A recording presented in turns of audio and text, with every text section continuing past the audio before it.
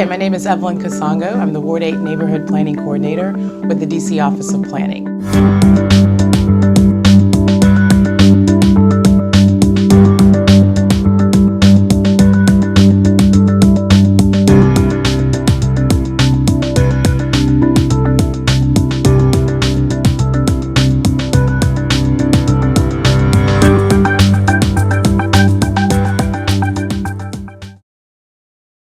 We essentially guide development within the District of Columbia.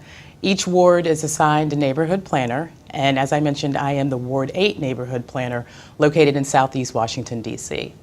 Most of my job responsibilities deal with development projects within the ward, working with community stakeholders when conducting small area planning processes, and also just making presentations to the neighborhood as a whole as it relates to development within their particular ward.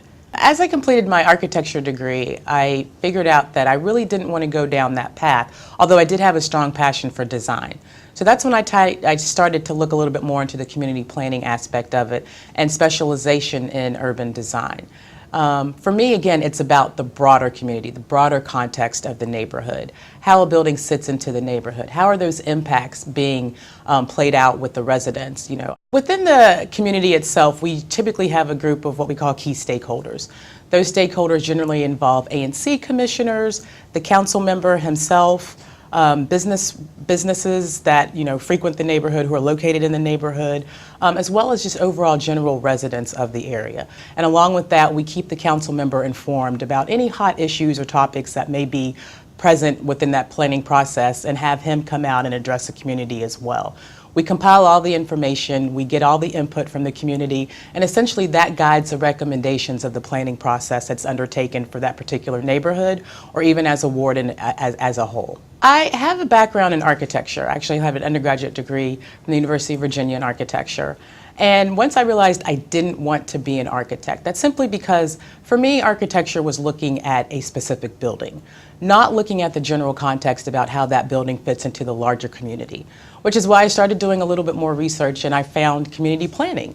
And it really landed my interest in the fact that, again, it's the built environment, not just one particular building, but it's in the exclusive environment that when you look at the buildings, you look at the landscape, you look at all those features that encompass a community. And that's really why I ventured towards the community planning side.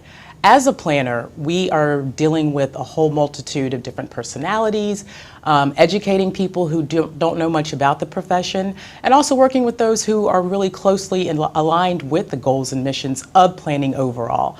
So we work very closely, again, with the community, with the stakeholders. And what I bring to the table is the fact that I do have a graduate degree in community planning, specialization in urban design. So I'm very interested in how a community works, be it the infrastructure, be it the landscape, be it how the building's set, how those buildings impact the residential community in which they might be placed.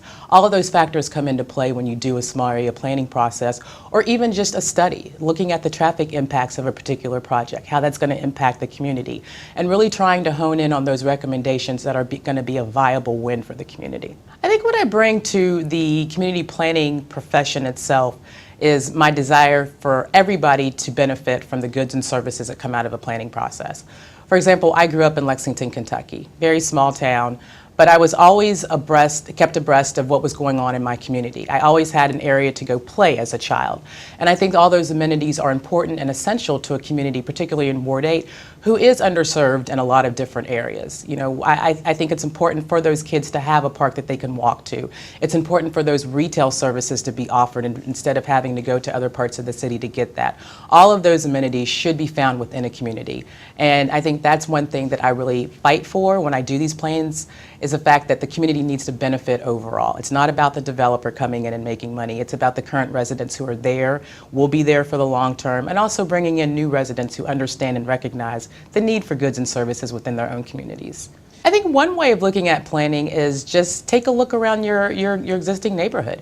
As you're walking down the sidewalk, as you're driving down the street, think back to maybe 5 years ago. A lot of this development wasn't here. There might be new street patterns, traffic patterns. All of that is a result of planning. It's historical. You can go back 20 years and look in a neighborhood and look at it now and see all the changes that have been made, all the new changes, all the good changes that have been made, placemaking, things of that nature. So planning is really about looking behind and seeing what was and looking ahead and seeing what could be. And within those ranges, you have the middle component where we are now, planning for the future. One project in particular that I really would like to highlight is the St. Elizabeth's East Campus redevelopment master plan. We started off in 2008 with just a framework plan, just a basic understanding of where those particular land uses would go within the campus. Where are we going to put housing? Where are we going to put retail? Where will office be located? That plan was approved by council in 2008.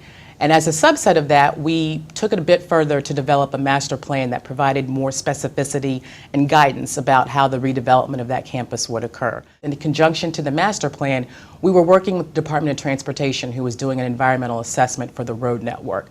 New developments coming in, it's going to impact the existing network of the roads.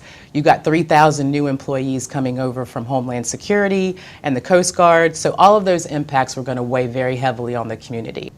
A lot of attention and focus has been given to Ward 8. A lot of people refer to it as the last frontier. That's the last available land that's out there. And so I think that Ward 8 is definitely on the rise, and it's going to continue to grow economically, as far as new retail coming in, as far as new residents coming in, as far as existing residents being able to get the goods and services that they need and the amenities that are underserved in that community. Ward 8 is very highlighted now, but essentially it's about the built environment and what the future is going to hold for new development, for new residents coming into an area, and just essentially the good portions of planning that can be conducted through a planning process. One feature that I don't think that I hit on or mentioned in great detail is sustainability, which is a huge component when it comes to neighborhood planning, community planning. Sustainability really does rely on the features of that particular building and how it's going to impact the community as a whole. Solar panels, so you're using less reliance on electricity, you're utilizing the sun to run any type of operations within the building. Green roofs, really utilizing on the fact that there is a possibility of maintaining that open space or that green roof component to any building. So I think that that's the goal of the future, is for buildings to become more sustainable, for us to use less reliance on energy sources other than natural energy sources. So it's a key component to any plan, but I think it's going to grow bigger and bigger, and the need is going to be more prevalent in the future. So if you're that person who really enjoys a community and what components of a community you can be brought together, then this is definitely the career and the profession for you. There are so many different aspects and components of planning. So perhaps it's not physical planning, perhaps it's environmental planning. In fact, there's sustainability components. All of that is encompassed into the planning process. But I think it's important for you to figure out where your niche is, whether it be urban design, whether it be transportation, whether it be economic development, and really what's going to help guide that particular neighborhood or that city from an economic perspective. But I think that clearly you can fit into so many different aspects and components of the planning profession, and it's open. The world is yours.